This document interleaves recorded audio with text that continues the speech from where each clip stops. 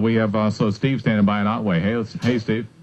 Good evening, Ben. Thanks for taking my call. Sure. At least after the congressman's gone. That really bothers me that he won't take calls. Now, he said he would come back on and take calls. Okay, well, I'll stand by. I'd love to hear that because he's been finding reasons to avoid talking to his constituents for 6 to 8 months. Every place he goes to speak, he says, I hate to speak and run, but I have to dash off. He's always got someplace else to be. Right.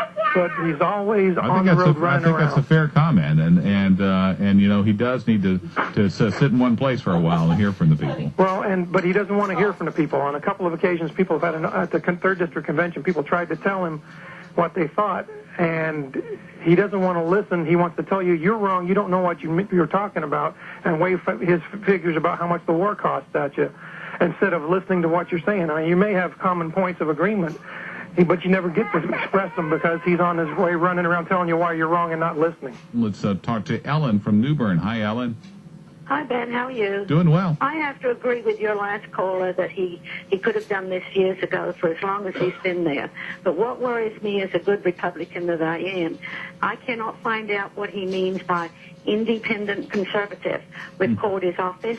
They have no answer. We would like to meet with him, the people that I work with, but we can never find out when he's coming to town. He's very elusive.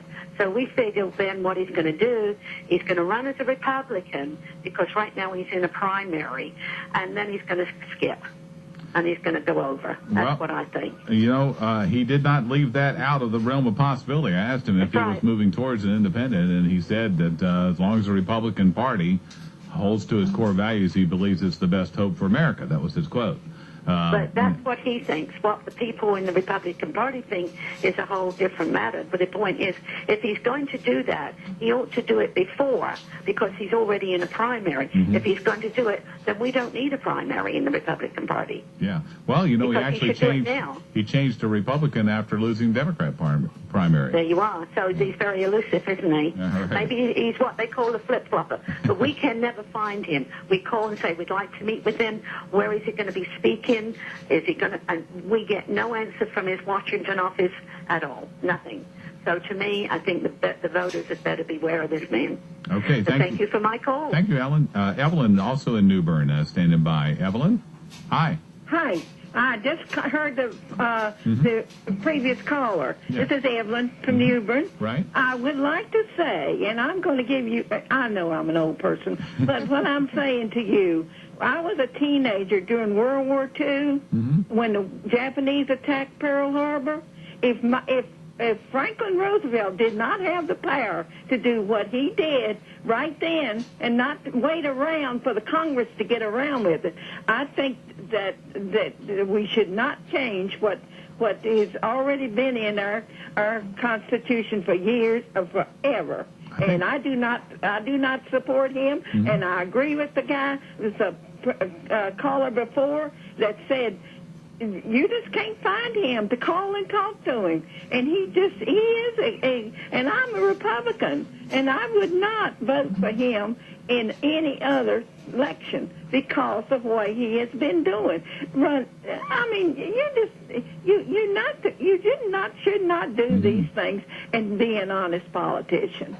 Well, as we said about declaring war, Congress declared war on the Japanese, I think, within 48 hours. That's right. Of Pearl Harbor. So Congress has been pretty afraid to act in these other conflicts. Yeah. All right. Thank you, Evelyn. Okay. Bye-bye. Greg and Pamlico standing by now. Greg? Hey, Ben. Hey. The word speak that you didn't get him to say was they're trying to take the power away from the president.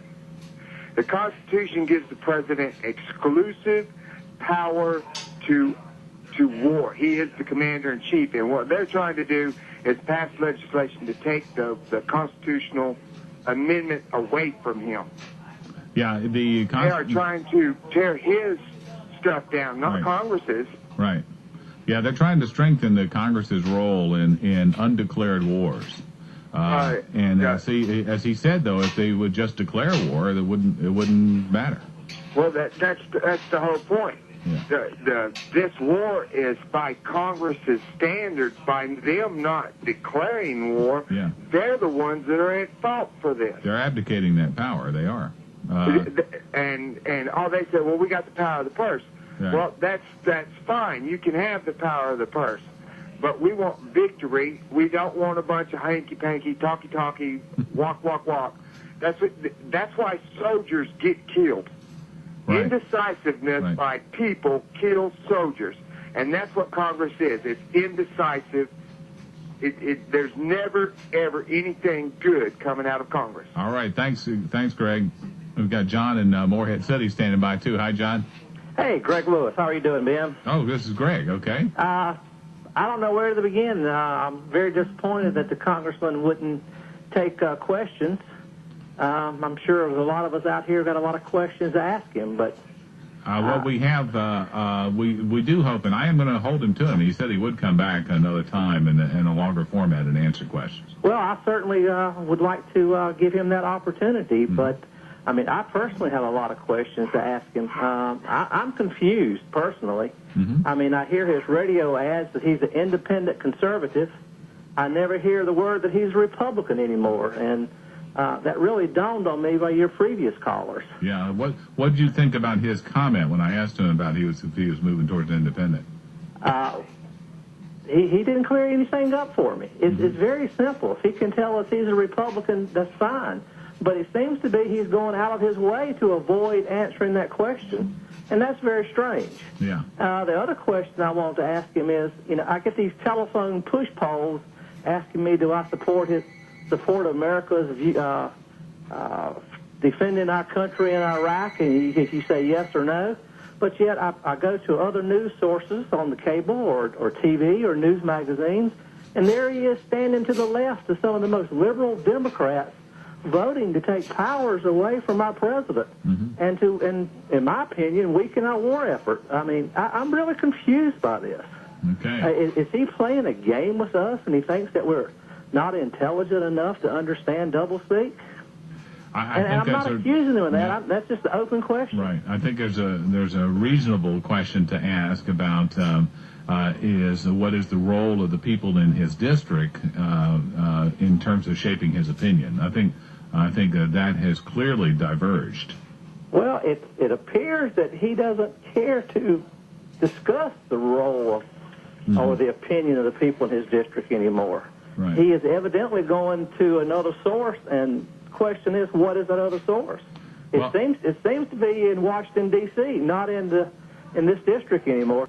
I know, as we are, obviously, in a representative democracy, this is the prerogative of those that we elect to kind of make their own decisions, but it's also the voters' prerogative to change that seat. Oh, it is. But also, I think he has he needs to come up and tell us to our face, or just make a public statement where he stands on these issues, as opposed to giving ambiguous statements that he can neither say was for or against or won't make a public stance.